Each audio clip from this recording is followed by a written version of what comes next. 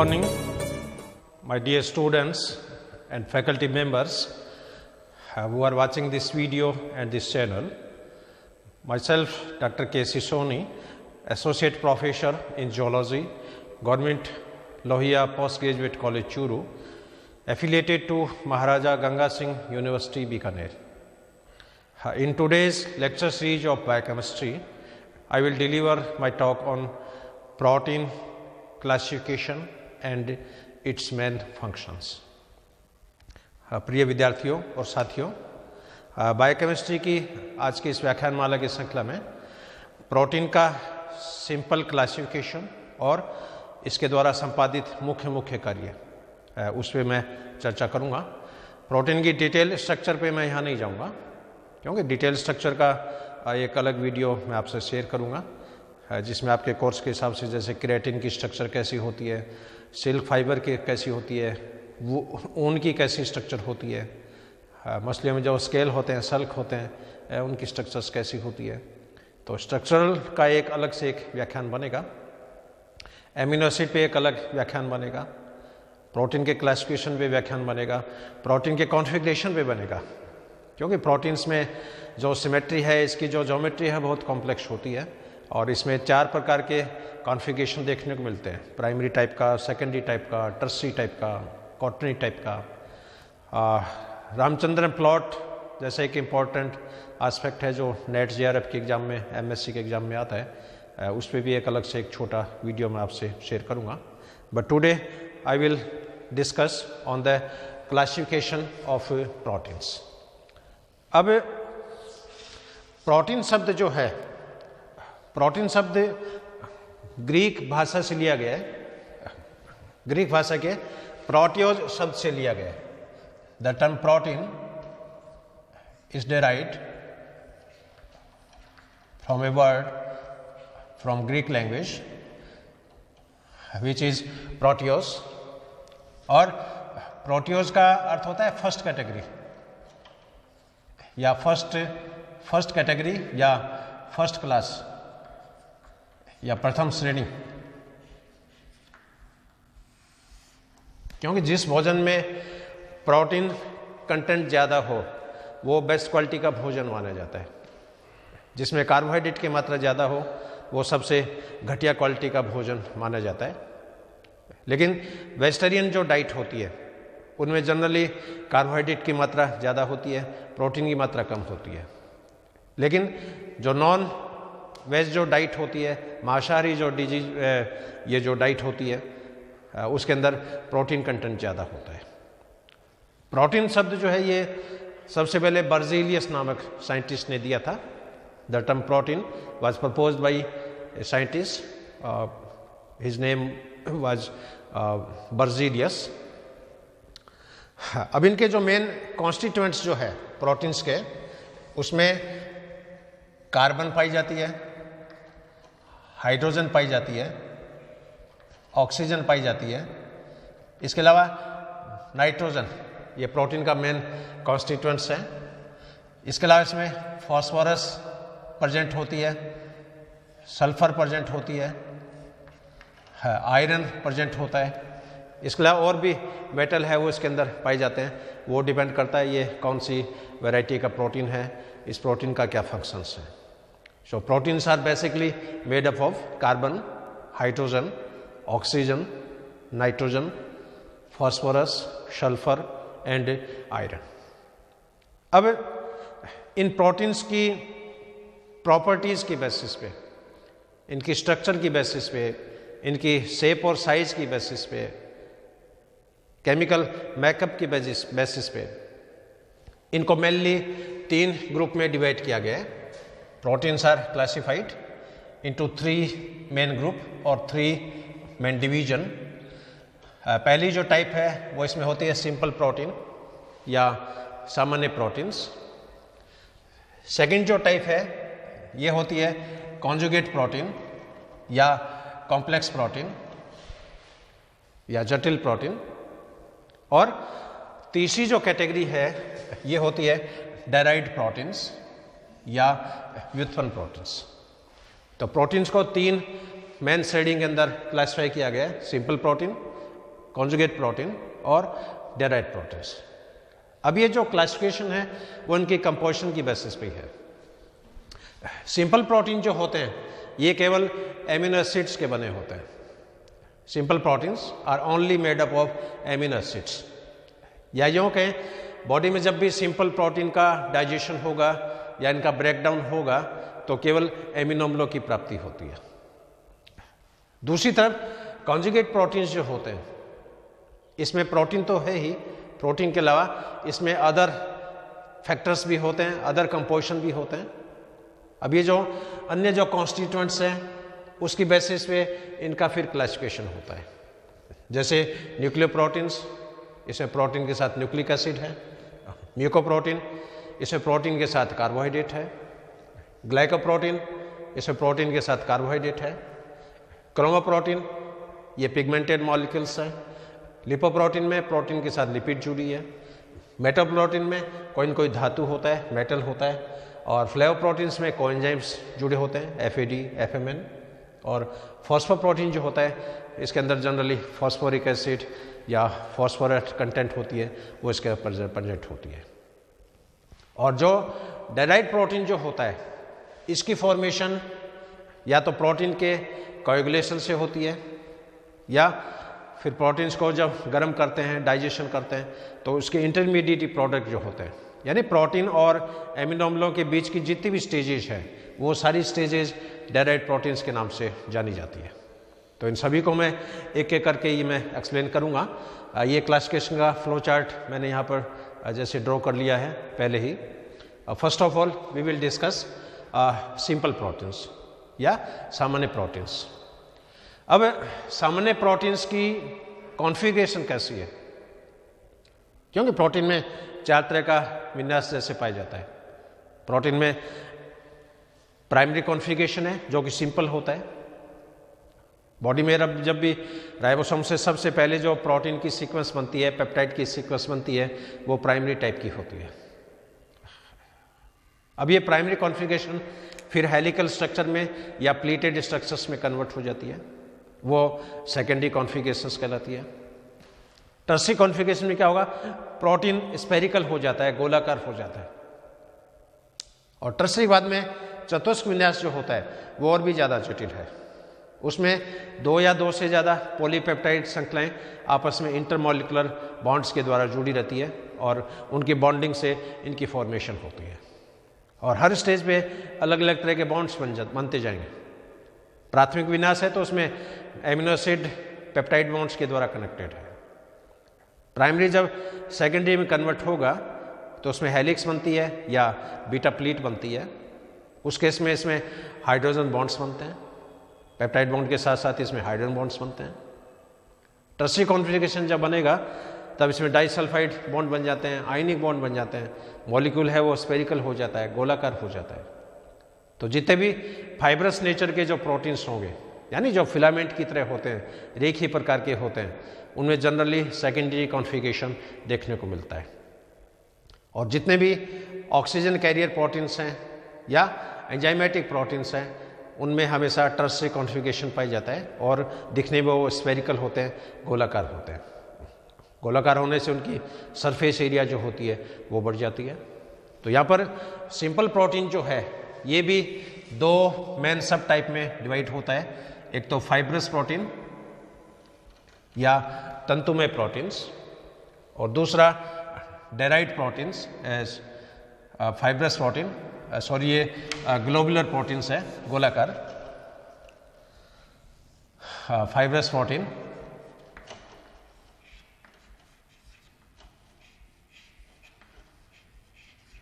Second is globular proteins. अब यहाँ पर फाइब्रस प्रोटीन जो होता है इसके अंदर कॉन्फ़िगरेशन या तो प्राइमरी मिलेगा या सेकेंडरी कॉन्फ़िगरेशन मिलेगा, जबकि ग्लोबुलर प्रोटीन जो होते हैं इसके अंदर टर्सरी टाइप का कॉन्फ़िगरेशंस मिलता है। तो रेखीय प्रोटीन्स में, तंतुमय प्रोटीन्स में प्राथमिक विन्यास है या द्वितीयक विन्यास है, और ग्लोबुलर प्रोटीन जो होते हैं इसके अंदर टर्सरी कॉन्फ़िगरेशंस मिलता है। अब फाइब्रस प्रोटीन के जो मेन एग्जांपल्स हैं, इन एग्जांपल्स में जैसे कोलेजन, इलास्टिन, केराटिन, मायोसिन, ऑसिन, ये सभी प्रोटीन्स दिखने में तंतु में है, दिखने में फिलामेंट के जैसे हैं, धागे के जैसे हैं। अब जैसे कोलेजन जो प्रोटीन्स हैं, ये कोलेजन प्रोटीन स्किन के नीचे जो कनेक्टिव टिश्यू होता है, डर्मिस जो होती है, उसके अंदर ये पाया जाता है। और कनेक्टिव टिश्यू में जितना ज़्यादा कोलेजन होगा वो लेदर उतना ही ज़्यादा हार्ड होता है। जैसे आपने जूते जैसे पहने होंगे, ऊँट के चमड़े के भी जूते जैसे मार्केट में मिलते हैं, गेंडे के चमड़े के भी मिलते हैं, इसके अलावा भेड़ जो होती है उसके चमड़े के भी मिलते हैं, गाय भैंसों के चमड़े के भी मिलते हैं। अब इनमें गेंडे की जो खाल है बहुत मजबूत है, ऊँट की खाल है ये भी बहुत मजबूत है। गांव में कुएं से जो पानी निकालने के जो चरस बनाते हैं, उस चरस में इन लेदर का यूज होता है। पर्स इससे बनते हैं, जैकेट इससे बनती है, जूते इससे बनते हैं। तो जितना ज़्यादा कोलेजन होगा वो लेदर उतना ही ज़्यादा मजबूत होता है, उतना ही ज़्यादा हार्ड होता है। तो कोलेजन प्रोटीन ये बॉडी में पाए जाने वाला सबसे अधिक प्रोटीन्स हैं, क्योंकि स्किन की सरफेस एरिया बहुत ज़्यादा है। अब मान लीजिए 6 फीट का आदमी है या बहुत बड़ा हाथी है मान लीजिए, और उस पूरे चमड़े को यदि फैलाएं हाथी के चमड़े तो इस कमरा ये पूरा कवर कर लेता है। तो कितनी कम से कम 200 स्क्वायर फीट लेदर एक मैच्योर हाथी से जैसे प्राप्त होता है। तो कोलेजन प्रोटीन्स ये मेन कॉन्स्टिट्यूएंट्स है कनेक्टिव टिश्यूज़ का, और जितनी ज़्यादा कोलेजन होगी वो टिश्यू उतना ही ज़्यादा मजबूत होगा, उतना ही ज़्यादा हार्ड होगा, उतना ही ज़्यादा रेजिस्टेंट होगा। इलास्टिन प्रोटीन्स, इसमें कोलेजन की अपोजिट प्रॉपर्टीज पाई जाएगी। इलास्टिन से स्पष्ट है इलास्टिसिटी, प्रत्यास्थता। तो शरीर की ऐसी रचना है जिसके अंदर इलास्टिसिटी पाई जाती है, जैसे टेंडन्स है मान लीजिए, धमनी है जैसे है। इसके अलावा जो आपके जो बॉडी में कई टिश्यूज हैं, जैसे ये यूट्रस जैसे होती है, गर्भाशय जैसे फैलने की कैपेसिटी होती है, इंटेस्टाइन के अंदर फैलने की कैपेसिटी होती है, यूरिनरी ब्लैडर है जैसे। तो इलास्टिक टिश्यूज जो होते हैं, उन इलास्टिक टिश्यूज के अंदर ये इलास्टिन प्रोटीन्स पाई जाता है, और इनमें जो प्रत्यास्थता का जो लक्षण होता है, इलास्टिसिटी का जो लक्षण होता है, वो इस इलास्टिन प्रोटीन के कारण ही होता है। और जिस लेदर में इलास्टिन होगा वो लेदर भी उतना ही सॉफ्ट होता है। आपने मार्केट से जूते जैसे खरीदे होंगे कभी, लोकल जो जूते आते हैं बहुत सस्ते हैं, 150 रुपये 200 रुपये में मोची बनाई जो जूते हैं। लेकिन बढ़िया कंपनी के जो जूते आते हैं उनका लेदर आपने देखा वो बहुत सॉफ्ट होता है। तो जनरली भेड़ की जैसे जो लेदर है बहुत सॉफ्ट है, एम्ब्रियो के जो लेदर है बहुत सॉफ्ट है। इसके पीछे रीजन क्या है? इनके अंदर इलास्टिन कॉन्स्टिट्यूएंट्स ज़्यादा है। तो इलास्टिन प्रोटीन उन रचनाओं पाया जाएगा जिसके अंदर फैलने की कैपेसिटी होती है। कई बार अपने ह्यूमन का ब्लड प्रेशर जैसे बहुत ज़्यादा हो गया, अब ब्लड प्रेशर ज़्यादा हो गया, उसमें धमनी यदि हार्ड हो, धमनी में यदि फैलने की कैपेसिटी नहीं हो है, तो उस केस के अंदर ब्रेन हेमरेज होता है, नसें जो होती है फट जाती है। लेकिन जो ही बीपी हाई हो जाएगा, धमनियाँ इस इलास्टिक प्रोटीन के कारण फैल जाती है, इसको वैसोडाइलेशन बोलते हैं। और धमनियाँ जब वैसोडाइलेट हो जाती है, धमनियाँ जब चौड़ी हो जाती है, तो ब्लड प्रेशर अपने आप नॉर्मल हो जाता है।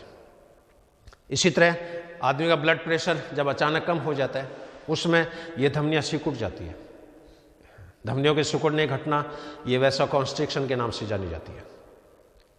कई बार आपने देखा हो घरों में, आप गार्डन में पानी जैसे छिड़क रहे हैं पाइप से, और उसमें पानी का प्रेशर जैसे कम हो गया, तो उसमें आप पाइप के आगे अंगुली लगाते हो, या पाइप को आगे से आप खींचते हो, खींचने से उसका डायमीटर कम हो गया, डायमीटर कम होने से पानी का प्रेशर जो होता है बढ़ जाता है।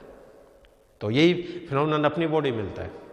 जो ही बीपी कम होगा, धमनियाँ कॉन्स्ट्रिक्ट हो जाएगी, वैसा कॉन्स्ट्रिक्ट हो जाएगी, और ब्लड का प्रेशर जो होता है वो नॉर्मल हो जाता है। तीसरा एग्जाम्पल इसमें केराटिन। अब केराटिन है, ये केराटिनाइज जितनी भी रचनाएं होती है, ये भी स्किन का प्रोडक्ट है, स्किन की डेरिवेटिव्स हैं। जैसे अपने मैमल्स के केस में आप देखो, नाखून है जैसे केराटिन के बने होते हैं, बाल है, गाय भैंसों के सींग हैं, चौपाई जानवरों के खुर जो होते हैं, नखर हैं, नेल है, क्लॉज है, ये सभी केराटिन की बनी होती है। और केराटिन के अंदर सल्फर की मात्रा बहुत ज़्यादा होती है, इसलिए जब भी आप केराटिनाइज्ड स्ट्रक्चर्स को आप जलाते हो, हैं, बाल को जैसे जलाते हो, मोम को, इसको ऊन को जैसे जलाते हो, हैं, रेशम के कीड़े का रेशम जैसे जलाते हो, दोनों में अलग अलग तरह की दुर्गंध आती है, पता लग जाता है। कई बार घरों में अपन होते हैं, जलने की स्मेल आती है, घरों में बूढ़ी आती है, वो कह देती है कि पीछे मोहल्ले में प्लास्टिक कौन जला रहा है, कागज़ कौन जला रहा है, कपड़े कौन जला रहे हैं, बाल जलने की स्मेल आ रही है। तो जितने भी केराटिनाइज्ड स्ट्रक्चर होगी उसमें गंधक होती है, सल्फर होती है, और सल्फर के जलने की स्मेल है वो अलग तरह की होती है। तो ये केराटिन प्रोटीन जो है ये स्किन के जितने भी डेरिवेटिव्स हैं, जिसमें नाखून हो गए, नखर हो गए, बाल हो गए, सींग हो गए, हैं, खुर हो गए, हैं, स्केल्स हो गए, इनके अंदर ये रचनाएं जो है वो पाई जाती है। और इसी केराटिन के कारण ये मजबूत होते हैं, केराटिनाइज्ड स्ट्रक्चर है बहुत मजबूत होती है, रेजिस्टेंट होती है, वाटरप्रूफ होती है। गेंडे में जैसे सींग आपने देखा होगा, उनके स्नाउट पे जो सींग है वो एक्चुअली उसका बाल ही होता है, लेकिन बहुत हार्ड बाल होता है, केराटिनाइज्ड, हाईली केराटिनाइज्ड। मायोसिन, ये प्रोटीन भी फाइब्रस टाइप के हैं और ये मांसपेशियों में पाए जाते हैं। ये कॉन्ट्रैक्टाइल प्रोटीन्स है, मसल्स के अंदर एक्टिन के मॉलिक्यूल्स मिलते हैं, मायोसिन के मॉलिक्यूल्स मिलते हैं। और मायोसिन का जो प्रोटीन है वो डबल हेडेड होता है, डबल टेल्ड होती है, और इसकी पूंछ है वो आपस के अंदर कोइल्ड रूप से आपस में गुथी होती है। तो मांसपेशियों में मायोसिन प्रोटीन है, ये भी एक तरह का फाइब्रस टाइप का प्रोटीन्स हैं। और मांसपेशियों में जो कॉन्ट्रैक्टाइल की जो प्रॉपर्टी है, संकुचन की जो कैपेसिटी है, अपनी बॉडी में जितनी भी ऐच्छिक पेशियां होती हैं उनमें एक्टिन मायोसिन्स की मात्रा बहुत ज़्यादा है। आप हाथों से जैसे एक्सरसाइज कर रहे हो तो बाईपेस में मांसपेशियां हैं वो ये मसल फाइबर है, कॉन्ट्रैक्ट होते हैं, रिलैक्स होते हैं, कॉन्ट्रैक्ट होते हैं, रिलैक्स होते हैं। तो ये इंपॉर्टेंट कॉन्ट्रैक्टाइल प्रोटीन्स हैं मसल्स के। इसके अलावा ऑसिन, ऑसिन में नाम से स्पष्ट है, ऑसिफाइट, ये प्रोटीन हड्डियों के अंदर पाया जाएगा। और शरीर में जितनी भी हड्डियां बनती है, स्केलेटन जब बनता है तो सबसे पहले वो कार्टिलेजिनस होता है, उसके अंदर कॉन्ड्रिन प्रोटीन है। कार्टिलेजिनस रचना जब हड्डियों में कन्वर्ट होगी वो ऑसिफाइड हो जाती है, इसको ऑसिफिकेशंस बोलते हैं। और हड्डियां जब ऑसिफाइड होती है उसके अंदर ऑसिन प्रोटीन्स का उसके अंदर अकोमुलेशन हो जाता है, डिपोजिशन हो जाता है। साथ साथ में कैल्शियम का भी निक्षेपण इसमें होता रहता है। तो बोन जो होती है बहुत ही मजबूत होती है, बहुत ही हार्ड होती है, और उसके अंदर ऑसिन प्रोटीन है, कैल्शियम भी उसके अंदर प्रेजेंट होता है, फॉस्फोरस भी इसके अंदर प्रेजेंट होती है। तो ये कुछ इंपॉर्टेंट एग्जाम्पल हैं किस कैटेगरी के, फाइब्रस प्रोटीन्स के। अब सिंपल प्रोटीन की सेकंड जो टाइप है ग्लोबुलर प्रोटीन या गोलाकार प्रोटीन्स। और ग्लोबुलर प्रोटीन जो होते हैं इसमें जनरली टर्सरी कॉन्फ़िगरेशन, तृतीयक विन्यास पाया जाएगा। फाइब्रस में तो प्राइमरी या सेकेंडरी हो सकता है, लेकिन ग्लोबल कॉन्फ़िगरेशन में, ग्लोबुलर प्रोटीन्स में तृतीयक विन्यास पाया जाएगा। और ये प्रोटीन आपस में इंटरडिजिटेट होके गोलाकार रचनाओं के अंदर कन्वर्ट हो जाते हैं, आपस में गुंथ जाते हैं। गुंथने से इनकी जो आकृति है वो स्पेरिकल हो जाती है, गोलाकार हो जाती है। अब इसके जो मेन एग्जाम्पल्स हैं उसके अंदर जैसे एल्ब्यूमिन, ग्लोबुलिन, हिस्टोन, प्रोटेमिन, प्रोलेमिन। एल्ब्यूमिन जो प्रोटीन्स होता है, ये एल्ब्यूमिन प्रोटीन दूध में भी पाया जाता है, मिल्क में, ये अंडों के अंदर भी पाया जाता है, ये ब्लड के सीरम में भी पाया जाता है। Albumin is present in the blood, in the milk, in the yolk, लेकिन वहां पर इसको अलग अलग टर्मिनोलॉजी दी जाएगी। जैसे मिल्क के अंदर जो एल्ब्यूमिन है इसको लैक्टो एल्ब्यूमिन के नाम से जाना जाएगा। अंडे में जो एल्ब्यूमिन है इसको ओवा एल्ब्यूमिन के नाम से जाना जाएगा। ब्लड के सीरम में जो एल्ब्यूमिन है इसको सीरम एल्ब्यूमिन के नाम से जाना जाएगा।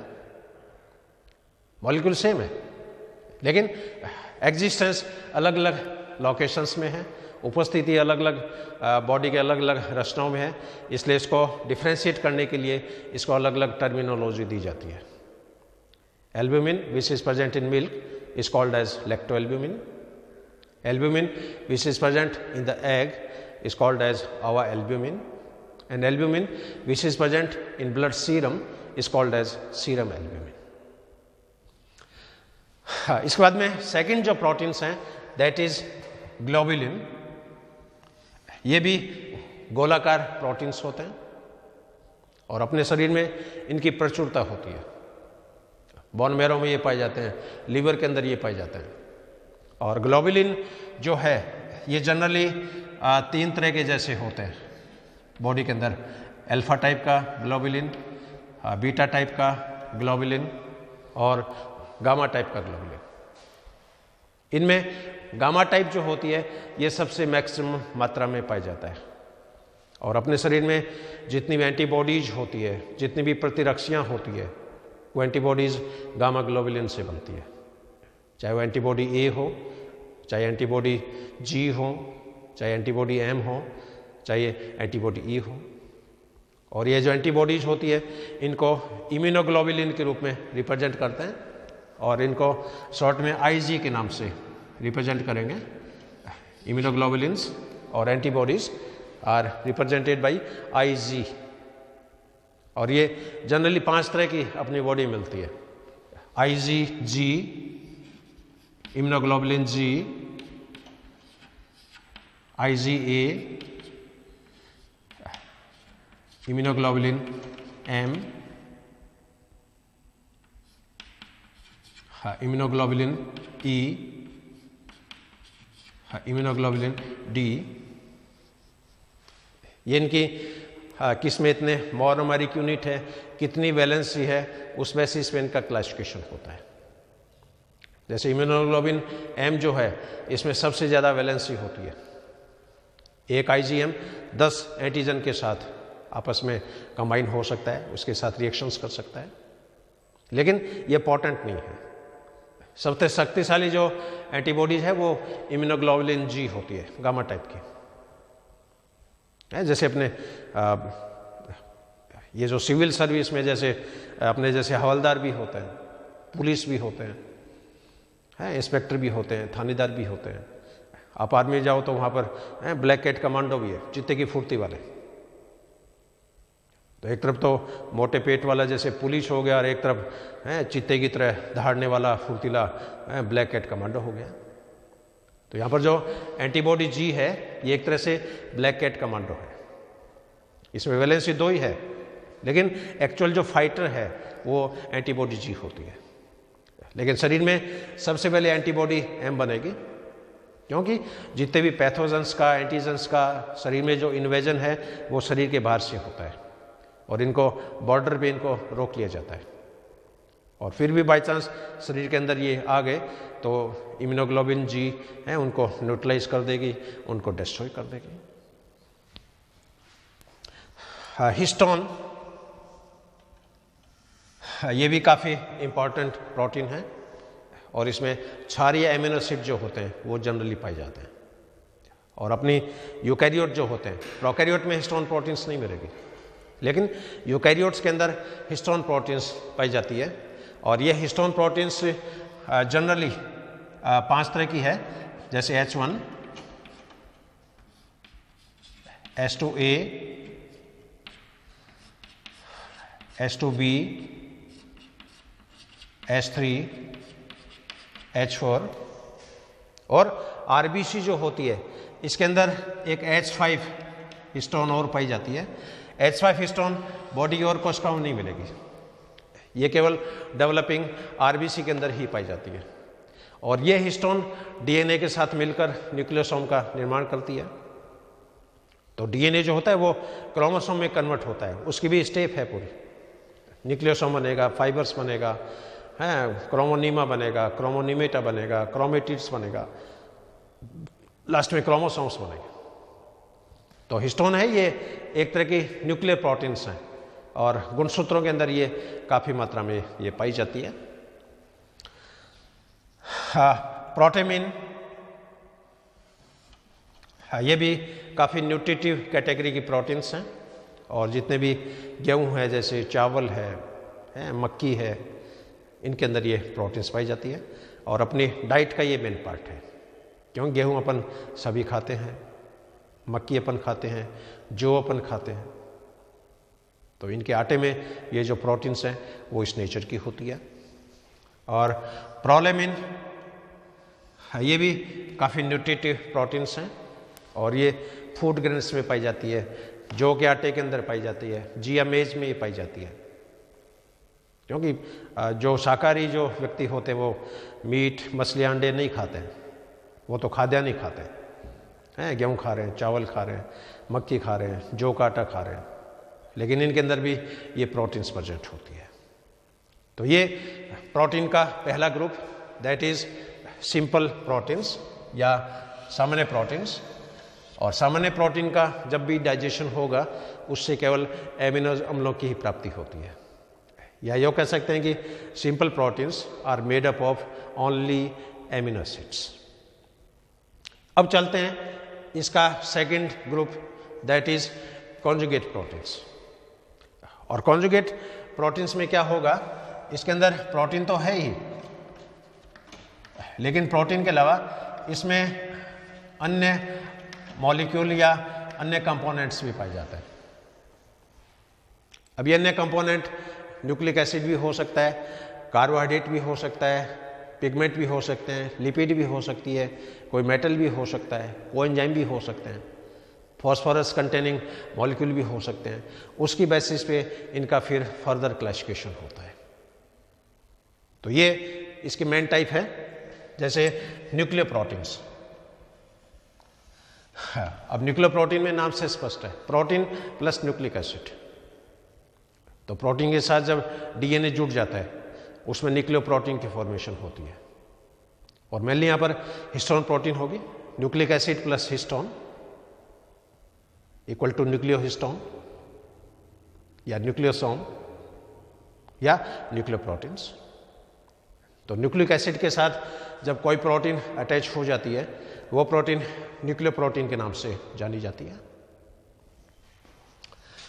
Second type is mucoproteins. Mucoproteins में क्या होगा, इसकी फॉर्मेशन प्रोटीन प्लस कार्बोहाइड्रेट के द्वारा होती है, प्रोटीन प्लस कार्बोहाइड्रेट। लेकिन यहाँ पर कार्बोहाइड्रेट में, इसमें जो कार्बोहाइड्रेट की जो मात्रा है वो इसके अंदर वेरिएबल टाइप की होती है और म्यूकोप्रोटीन्स में कार्बोहाइड्रेट की मात्रा 4% से ज़्यादा होती है,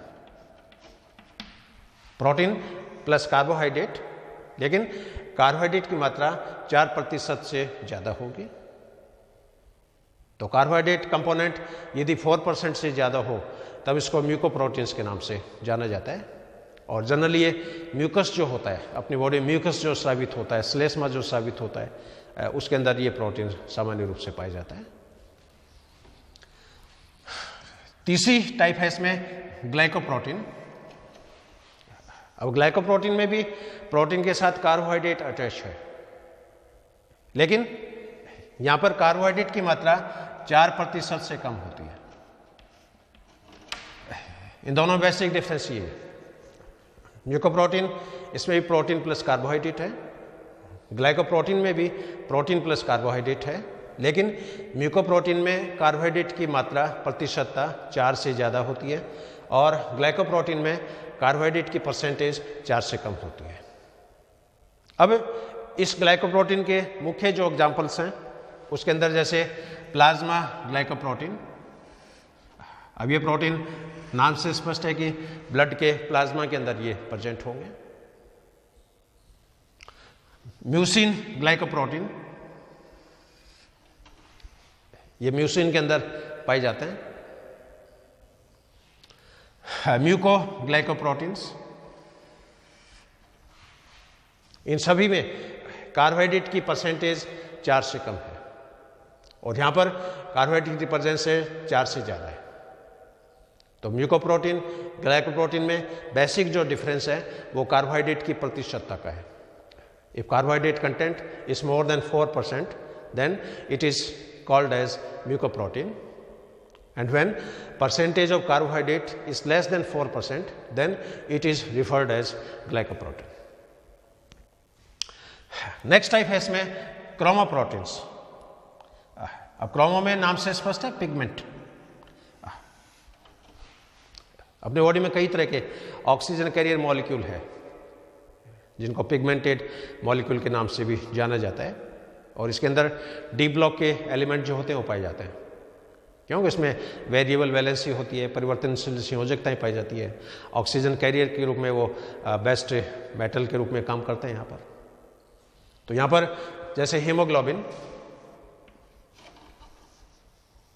काफ़ी पॉपुलर मॉलिक्यूल है, अपनी बॉडी में भी पाई जाता है और हीमोग्लोबिन कई तरह का है। एम्ब्रियोनिक कंडीशंस में हीमोग्लोबिन अलग तरह का होगा, इन्फेंट में हीमोग्लोबिन अलग तरह का होगा, अडल्ट के अंदर हीमोग्लोबिन अलग तरह का होगा, सिकल सेल एनीमिया हो जाए हीमोग्लोबिन अलग तरह का होगा, अफ्रीकन कबीले के जो लोग हैं उसमें अलग तरह का हीमोग्लोबिन है, गोवर टाइप का हीमोग्लोबिन है। और हर हीमोग्लोबिन में पॉलीपेप्टाइड जो श्रृंखलाएं होती है वो अलग अलग होती है। अल्फा पॉलीपेप्टाइड हो सकती है, बीटा हो सकती है, गामा हो सकती है, एप्सिलॉन टाइप की हो सकती है। अब एम्ब्रियोनिक कंडीशन में अलग तरह का हीमोग्लोबिन है, HbF बोलते हैं इसको, हीमोग्लोबिन फीटस। और जब ये हीमोग्लोबिन फीटस अडल्ट हीमोग्लोबिन में कन्वर्ट होता है तो एक पॉलीपेप्टाइड को सिंथेसिस करने वाले जीन हैं उनका स्विच ऑफ हो जाता है और नई श्रृंखला को सिंथेसिस करने वाले पॉलीपेप्टाइड का जीन स्विच ऑन हो जाता है। तो यहाँ पर स्विच ऑन स्विच ऑफ का फिनोमेनन ये चलता रहता है। लेकिन जनरली अल्फा पॉलीपेप्टाइड है, बीटा पॉलीपेप्टाइड है, गामा पॉलीपेप्टाइड है, एप्सिलॉन पॉलीपेप्टाइड है, उनकी बेसिस पे इनका क्लासिफिकेशन होता है। हीमोसाइनिन, इसके अंदर जो मेटल है ये आयरन होता है। हीमोसाइनिन ये जनरली आर्थ्रोपोडा में, इंसेक्ट्स में, कीटों में जो हीमोलिम्फ होता है उसके अंदर ये हीमोसाइनिन पाया जाता है, नीले रंग का होता है और इसमें जो मेटल है वो कॉपर है, आयरन नहीं है। कॉपर होने के कारण इसका जो कलरेशन है वो नीले रंग का होता है, ब्लूइश कलर का होता है। इरिथ्रोक्रोरिन ये एनालिडा के सदस्यों में पाया जाएगा, जैसे ओलिगोकीटा के जो एनिमल्स हैं।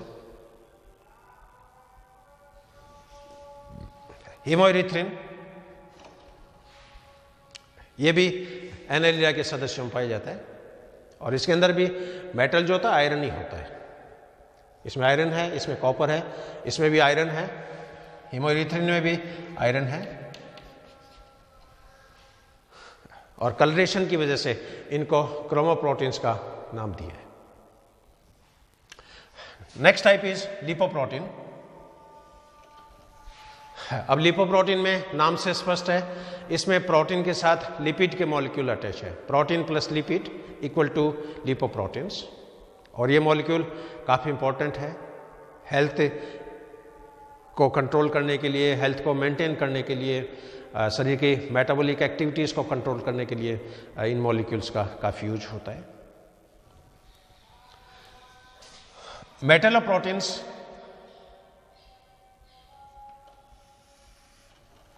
इसमें भी नाम से स्पष्ट है, इसमें प्रोटीन के साथ कोई न कोई मेटल होगा और ये मेटल आयरन के रूप में हो सकता है, कॉपर के रूप में हो सकता है, जिंक के रूप में हो सकता है। और मेटलोप्रोटीन जो होते हैं ये काफ़ी इंपॉर्टेंट है। तो शरीर की जितनी भी मेटाबॉलिक एक्टिविटी होती है, उपापचय क्रियाएं होती है, उन सब में इन मेटलोप्रोटीन्स का यूज होता है। फ्लेवो प्रोटीन, फ्लेवो नाम से स्पष्ट है, इसमें फ्लेवो यानी कोएंजाइम्स, जैसे FAD, flavin, adenine, dinucleotide, एफएमएन, flavin, mononucleotide. तो कई बार प्रोटीन के साथ कोएंजाइम भी जुड़े रहते हैं। तो यहां पर कोएंजाइम है, ये प्रोस्थेटिक समूह के रूप में, और फ्लेविन कोएंजाइम जुड़ने के कारण इन प्रोटीन्स को फ्लेवोप्रोटीन्स का नाम दिया जाता है। और इसके मेन एंजाइम है कई, जैसे एसडीएच, सक्सेनिक डिहाइड्रोजिनेज, ये मेन फ्लेवोप्रोटीन्स हैं। डी एमिनो एसिड ऑक्सीडेज, ये भी फ्लेवोप्रोटीन का बेस्ट एंजाइम है। जेंथाइन ऑक्सीडेज, ये भी फ्लेवोप्रोटीन का बेस्ट एंजाइम है। तो जितने भी फ्लेवोप्रोटीन्स होंगे उनमें प्रोटीन के साथ कोएंजाइम और जुड़े रहते हैं, और कोएंजाइम एफएडी के रूप में हो सकते हैं, एफएमएन के रूप में हो सकते हैं। और लास्ट इसकी मेन टाइप है, दैट इज फॉस्फोप्रोटीन। फॉस्फोप्रोटीन में क्लियर है, इसमें प्रोटीन के साथ फॉस्फोरिक एसिड जुड़ा हुआ होगा या फॉस्फोरस कंटेनिंग कोई भी मॉलिक्यूल इसके अंदर हो सकता है। और फॉस्फोप्रोटीन के दो मेन मॉलिक्यूल यहाँ पर मैं आपसे शेयर कर रहा हूँ। हाँ, एक तो विटेलिन है, एक कैसीन है। विटेलिन जो होता है ये अंडों के अंदर पाया जाता है, यॉक के अंदर पाया जाता है। कैसीन जो होता है ये मिल्क के अंदर पाया जाता है। इसलिए छोटे बच्चे जो होते हैं, इन्फेंट, उनमें देखा होगा मिल्क पीते यदि वो उल्टी करते हैं तो हाथों हाथ दही बन जाता है, क्योंकि छोटे बच्चों के आमाशय में रेनिन एंजाइम होता है, और ये रेनिन एंजाइम इस कैसीन को कैल्शियम पैराकैसिनेट में कन्वर्ट कर देता है। लेकिन अडल्ट आदमी यदि वोमिटिंग करता है तो उसमें दही नहीं निकलेगा, उसमें दूध ही निकलता है। इसलिए रेनिन को कई बार कर्डिंग एंजाइम के नाम से भी जाना जाता है। तो कैसीन जो प्रोटीन है ये दूध के अंदर मेनली मिलेगा। विटेलिन है, ये अंडों के योग जो कॉन्स्टिट्यूएंट होता है उसके अंदर ही मिलता है। तो ये इसकी second main type, that is conjugate proteins. अब तीसरी जो टाइप है इसमें, दैट इज डेराइव्ड प्रोटीन्स या व्युत्पन्न प्रोटीन्स। डेराइव्ड प्रोटीन जो होते हैं ये भी दो प्रकार के होते हैं। एक तो प्राइमरी डेराइव्ड प्रोटीन्स, एक होते हैं सेकेंडरी डेराइव्ड प्रोटीन्स। अब इन दोनों में बेसिक डिफरेंस क्या है? प्राइमरी डेराइव्ड प्रोटीन जो होते हैं इनका निर्माण या तो प्रोटीन को गर्म करने से होगा, या प्रोटीन को स्ट्रॉन्ग एसिड, स्ट्रॉन्ग बेस या वीक एसिड, वीक बेस के साथ केमिकल रिएक्शंस कराने पर इनकी फॉर्मेशन होती है। जबकि सेकेंडरी डेराइव्ड प्रोटीन जो होते हैं इसका निर्माण प्रोटीन के पाचन के दौरान होता है। तो कई बार आपने देखा होगा, घरों में अपन दूध गर्म करते हैं। अब दूध गर्म करने का गांव में हिसाब क्या होता है? मंदी आंच में गर्म करो। तो पुराने जो ट्रेडिशनल घर होते हैं उसमें एक कुरिया होता है या चूल्हा होता है, तो उसमें भी एक लो निकलने का एक छोटा सा उसके अंदर फनल शेप गड्ढा है, वो कैविटी उसके अंदर होती है। उस पर बटलिए को दूध में रख के, दूध से भर के उस पर रख देते हैं और मंदी मंदी लो उसमें जाती रहती है, दूध धीरे धीरे गर्म होता है। लेकिन शहरों में जो लोग हैं उनके पास क्या, टाइम की शॉर्टेज रहती है और वो बहुत तेज आंच पे दूध को गर्म करते हैं। उस केस में जब दूध को आप गर्म करोगे तो दूध में जो प्रोटीन है वो स्कंदित हो जाते हैं, कोएगुलेट हो जाते हैं। कई बार बोलते हैं दूध कट गया, दूध बल गया। आप एक नॉर्मल मंदी आंच में सीखे हुए दूध की आप चाय पियो, एक बहुत ज़्यादा जले दूध की आप चाय पियो, आपको दोनों चाय में स्वाद में जमीन आसमान का फर्क नजर आएगा। तो व्युत्पन्न प्रोटीन्स दो तरह के हैं, एक तो प्राथमिक प्रकार के, एक सेकेंडरी प्रकार के। प्राथमिक प्रकार के जो प्रोटीन्स हैं इनकी फॉर्मेशन गर्म करने से होती है या दुर्बल अम्लों और क्षार के साथ रिएक्शंस करने से होती है या प्रबल अम्ल और प्रबल क्षार के साथ रिएक्शंस करने से होती है और इनका स्कंदन हो जाता है, एक तरह से कोएगुलेशन हो जाता है, एक तरह से जिलेटिन के समान, जेली के समान रचना होती है, वो बन जाती है। और प्राइमरी टाइप में जो मेन एग्जांपल है इसमें, जैसे प्रोटियन है, मेटाप्रोटीन। मेटाप्रोटीन मान लीजिए आप एसिड से रिएक्शंस करवा रहे हो तो इसको एसिडिक मेटाप्रोटीन्स बोलेंगे। यदि क्षार से रिएक्शंस करवा रहे हो तो इसको बेसिक मेटाप्रोटीन्स बोलेंगे। कोएगुलेटेड मेटाप्रोटीन यानी स्कंदित, ये बहुत तेज आंच में, बहुत ज़्यादा तेज टेम्परेचर पे गर्म करने पर इसकी फॉर्मेशन होती है। तो प्राइमरी डेराइव्ड प्रोटीन्स हैं वो 3 प्रकार के होंगे, प्रोटियन के रूप में, मेटाप्रोटीन्स के रूप में और स्कंदित प्रोटीन्स के रूप में। जबकि सेकेंडरी जो प्रोटीन्स हैं, सेकेंडरी डेराइव्ड प्रोटीन्स, इसका निर्माण प्रोटीन के पाचन के दौरान होता है और प्रोटीन का जब भी डाइजेशन होगा तो लास्ट में एमिनो एसिड्स बनेंगे। प्रोटीन है वो मेन सब्सटेंस है, एमिनो एसिड है वो एंड प्रोडक्ट है। अब प्रोटीन और एमिनो अम्ल के बीच की जो स्टेजेज होती है पाचन के दौरान जो निर्मित होती है, वो सारी रचनाएं सेकेंडरी डेराइव्ड प्रोटीन्स के अंदर कंसीडर की जाती है। और इसमें मुख्य एग्जांपल कौन से हो सकते हैं, जैसे प्रोटियोजेज। प्रोटियोजेज होते हैं लास्ट में पेप्टोन में कन्वर्ट होते हैं, पेप्टोन बाद में पेप्टाइड में कन्वर्ट होते हैं। इसलिए बॉडी में जब भी डाइजेशन होता है तो प्रोटीन प्रोटियोज में कन्वर्ट होते हैं, प्रोटियोज पेप्टोन में कन्वर्ट होते हैं, पेप्टोन है वो फिर हायर पेप्टाइड में कन्वर्ट होते हैं, ये लोअर पेप्टाइड में कन्वर्ट होते हैं, लास्ट में डाईपेप्टाइड बनता है, डाईपेप्टाइड अंत में एमिनो एसिड्स में कन्वर्ट होता है। तो प्रोटीन और एमिनो अम्लों के बीच की जितनी भी स्टेजेस होगी वो सारी स्टेजेस सेकेंडरी डेराइव्ड प्रोटीन के नाम से जानी जाती है। तो ये प्रोटीन की तीसरी main type, that is derived proteins.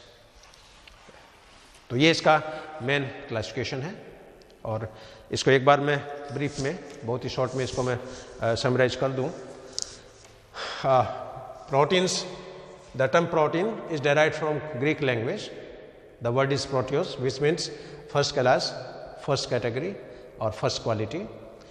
Protein is made up of carbon, hydrogen, oxygen, nitrogen, phosphorus, sulfur and iron. On the basis of constituents, structural constituents, protein is classified into three main groups: simple protein, conjugate protein and derived proteins. Simple protein are made up of only amino acids. Conjugate proteins are made up of protein plus other substance, and derived proteins are produced by reaction with acid or base, or by heating of proteins, or by digestion of proteins. Simple proteins further classified into two main types: fibrous protein and globular protein. Fibrous protein are fibrous in nature, globular proteins are globular in nature. The main example of fibrous proteins are collagen, elastin, keratin, myosin and acin. The main example of globular proteins are albumin, globulin, histone, protamine, prolamine. Likewise, these conjugate proteins divided on the basis of other constituents beside the proteins, other constituents, and it is divided into nucleoproteins, protein plus nucleic acid, mucoprotein, protein plus carbohydrate, but content of carbohydrate is more than 4%, glycoprotein, protein plus carbohydrate, but content of carbohydrate is less than 4%, chromoprotein, they are pigmented molecules like hemoglobin, hemocyanin, erythrochlorin, hemoerythrin. Lipoprotein is made up of protein plus lipid.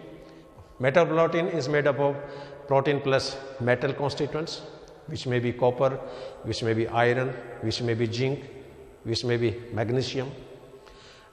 Flavoprotein is made up of protein plus coenzymes like FAD and FMN. And phosphoproteins are made up of proteins plus phosphoric acid or phosphorus containing any molecules. And derived proteins are divided into primary derived protein and secondary derived proteins.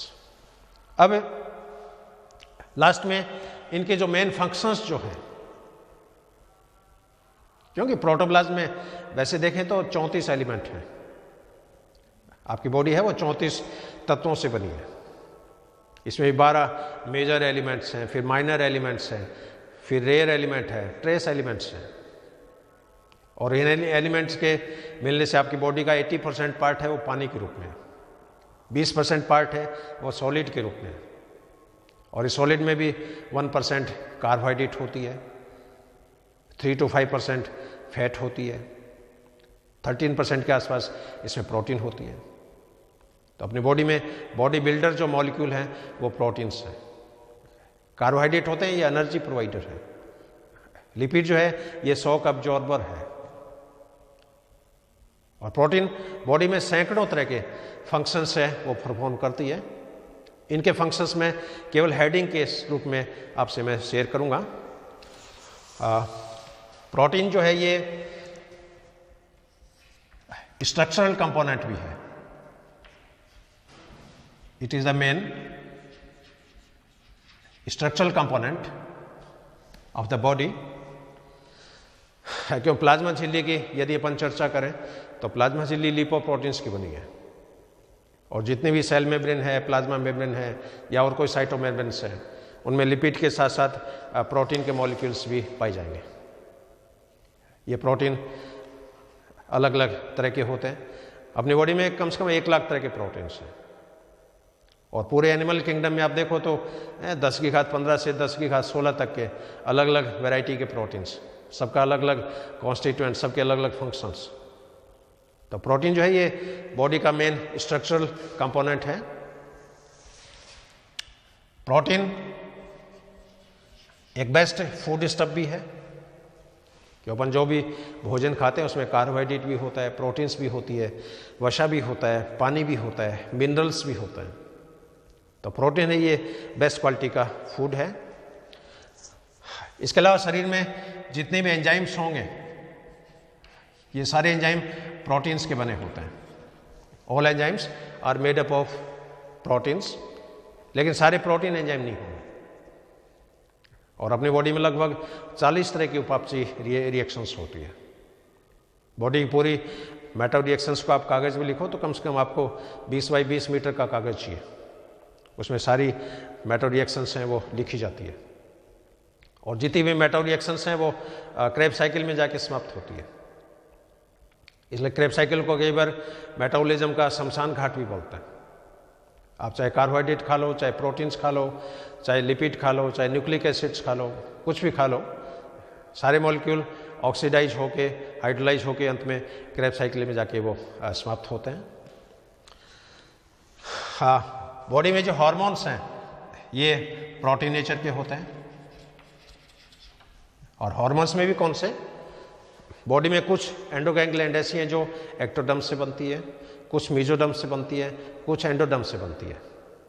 जो gland से ectoderm और endoderm से बनती है उनके द्वारा स्रावित hormone protein nature के होंगे या ग्लाइकोप्रोटीन नेचर के होंगे।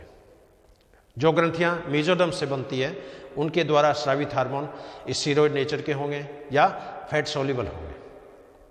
प्रोटीनेस नेचर है तो वो वाटर सोल्यूबल्स है। इसलिए बॉडी में ग्लैंड्स जो होती है, एक्टोडर्मल ग्लैंड्स और एंडोडर्मल ग्लैंड्स, इनके द्वारा सिक्रेटेड हार्मोन्स वो जनरली प्रोटीन नेचर के ही होते हैं। ऑक्सीजन कैरियर का काम करती है, ये मॉलिक्यूल अपन यहाँ डिस्कस किए हैं। शरीर से सुरक्षा करती है, प्रिवेंट फ्रॉम डिजीज। जो शरीर में प्रतिरक्षाएं बनती है, एंटीबॉडीज बनती है, इम्यूनोग्लोबिन बनती है, और बाहर से जो भी पैथोजन का इन्फेक्शन होता है, माइक्रोबियल इन्फेक्शन होता है, उस इन्फेक्शन को रोकने में इन एंटीबॉडीज़ का यूज है वो किया जाता है। शरीर की ग्रोथ में इनका बहुत बड़ा रोल है। यदि आपकी बॉडी में प्रोटीन सिंथेसिस प्रॉपर हो रहा है तो आपकी ग्रोथ भी बहुत फास्ट होगी। तो कई बार बच्चे देखेंगे जो हेल्दी डाइट लेते हैं, अच्छी फैमिली से होते हैं, अच्छी एक्सरसाइज करते हैं, तो उनकी ग्रोथ बहुत फास्ट होती है। जो बच्चे एक्सरसाइज नहीं करते हैं, जिनको प्रॉपर पोषण नहीं मिल पाता है, माल न्यूट्रिशन होता है, उनकी बॉडी की ग्रोथ है वो नहीं हो पाती है। तो शरीर की वृद्धि जो होती है, ग्रोथ, उसके अंदर इनका रोल होता है। बॉडी की रिपेयरिंग में प्रोटीन का बहुत बड़ा रोल है, क्यों शरीर में अपने टूट फूट निरंतर होती रहती है। और रिपेयरिंग का जो कार्य है, रीजनरेशन का जो कार्य है, इसमें प्रोटीन्स का काफ़ी रोल है। आंखों में पिगमेंट जो होते हैं, जैसे रोडोप्सिन, तो रोडोप्सिन पिगमेंट है, ये भी प्रोटीन नेचर का होता है। अपने स्किन में जो मेलानिन वर्णक जो होता है, ब्राउन कलर का, ब्लैक कलर का, इस मेलानिन का संश्लेषण टायरोसिन अमीनो एसिड से होता है। और मेलानिन है, ये भी एक तरह का प्रोटेक्टिव जो है प्रोटीन्स हैं। इसके अलावा ब्लड क्लॉटिंग में जो फैक्टर पार्टिसिपेट करते हैं, ब्लड क्लॉटिंग में या ब्लड कोएगुलेशन में, तो रक्त के स्कंदन में इन प्रोटीन्स का बहुत बड़ा रोल होता है। और कोशिका में जो सूक्ष्म नलिकाएं जो होती है, माइक्रोट्यूबुल्स जिसको अपन बोलते हैं, जिसमें जैसे आपके जो सेंट्रियोल है, सेंट्रोसोम है, सीलिया है, फ्लैजिला है, इनके अंदर छोटी छोटी सूक्ष्म नलिकाएं पाई जाती है जो ट्यूबुलिन प्रोटीन्स की बनी होती है। तो माइक्रोट्यूबुल की फॉर्मेशन प्रोटीन्स के द्वारा होती है।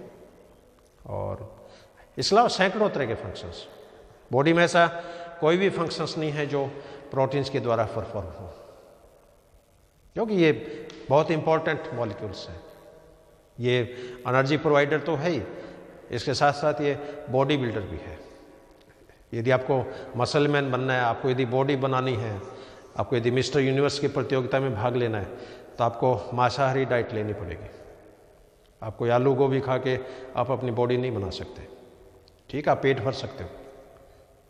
और इंडियंस की ये खास बात है कि उनको भोजन पेट भरने के लिए चाहिए, बॉडी बनाने के लिए नहीं चाहिए।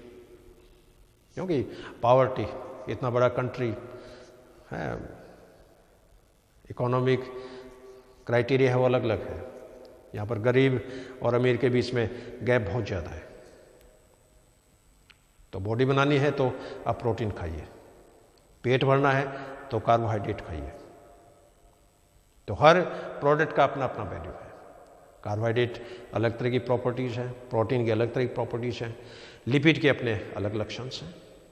तो ये एक नटसेल में आज का अपना व्याख्यान, structure, composition, classification and functions of proteins.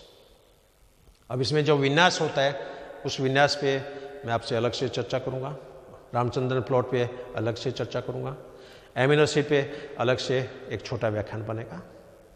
और आशा करता हूँ आपके ये व्याख्यान समझ में आया होगा। और एक बार अंत में मैं हमारे डिपार्टमेंट की तरफ से, हमारे कॉलेज की तरफ से, मेरी तरफ से I am highly thankful to you, I am highly grateful to you. Have a good day, have a great day. Thank you very much.